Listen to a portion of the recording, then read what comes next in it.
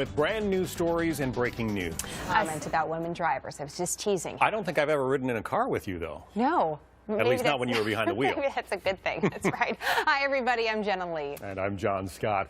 We begin with the tragic end for a troubled country star. Investigators say singer Mindy McCready died of an apparently self-inflicted gunshot wound at her home in Arkansas. Well, right now, two influential Republican senators out with some new comments about the president's pick to be the next defense secretary.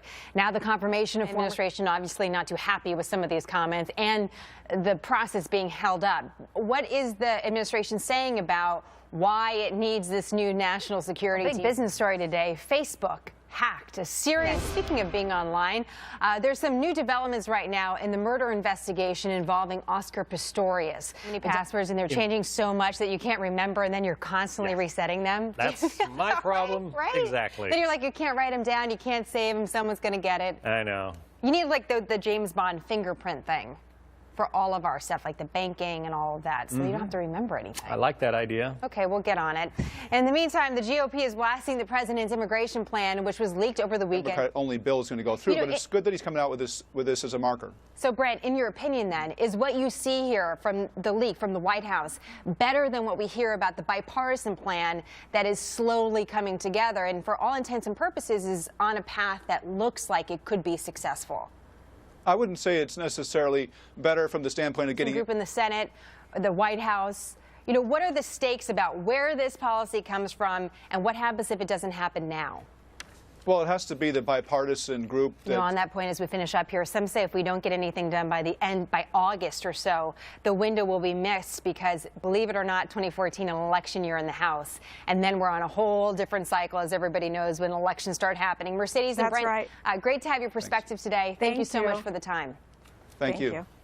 Well, now we're going to move overseas. Peace in the Middle East is a slogan we've heard for decades, and as our new Secretary of State John Kerry takes office, we're hearing it again, specifically when it comes to finding a peace deal between Israel and the Palestinians. Why, despite the chaos out there, do you see opportunity?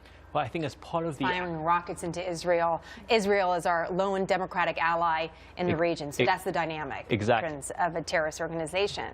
Well, I think Turkey, Qatar, Egypt, supporting Hamas, a terrorist organization. In some ways, we see to, in a roundabout way, support Israel, because Israel would benefit if Hamas wasn't firing rockets into their country. Well, I think Palestinians and Israel. Hamas is important in the Palestinian territories. It can be viewed, if you will, as a political group in some cases, depending on who you talk to.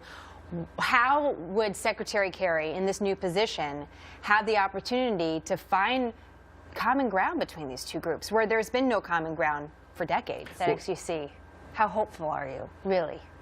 I mean, I think a contrarian point of view from what we've heard, because it's much easier to think chaos upon chaos breeds more chaos. But maybe there's an opportunity. Daniel, great to have you on set with us. Thank you very much. Thank you for that perspective. John?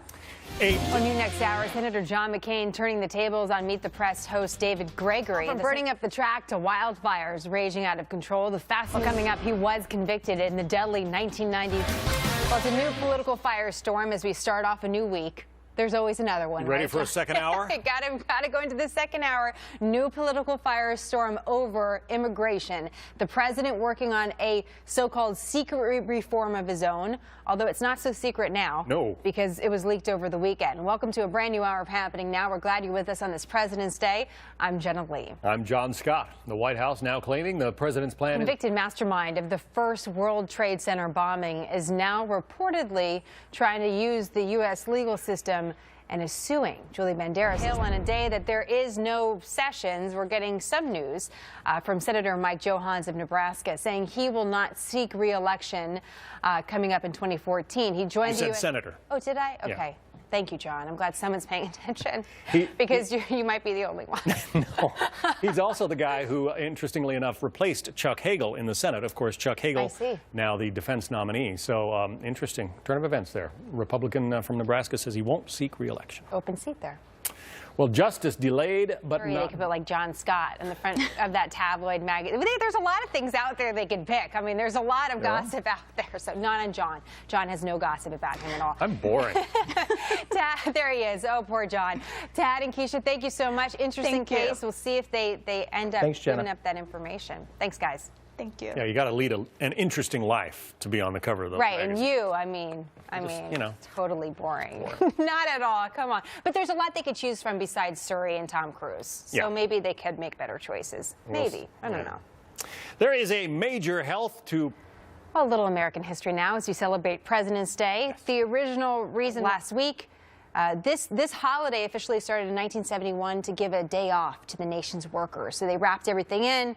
President's Day, day off for workers. Here we are. Abe and George, good on you. Thanks for joining us.